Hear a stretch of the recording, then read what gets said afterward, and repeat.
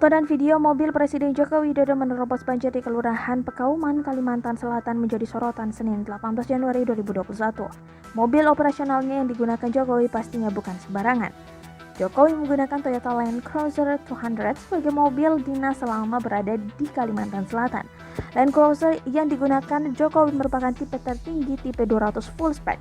Harganya sendiri mencapai 2,4 miliar rupiah, selisih 336 juta rupiah dengan tipe terendah.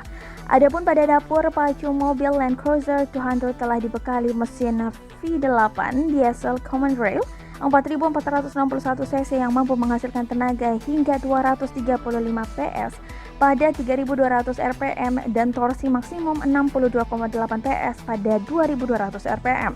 Mobil juga disematkan suspensi depan dengan sistem double wishbone with coil spring dan juga stabilizer serta suspensi belakang 4-link coil spring, sehingga kendaraan sangat stabil dipakai jalur semi off-road dan nyaman. Pada kunjungan ini, Presiden memberikan instruksi kepada jajaran diantaranya Menteri Pekerjaan Umum dan Perumahan Rakyat Basuki Hadi Mulyono dan Kepala Badan Nasional Penanggulangan Bencana Doni Monardo dari atas jembatan Pekauman.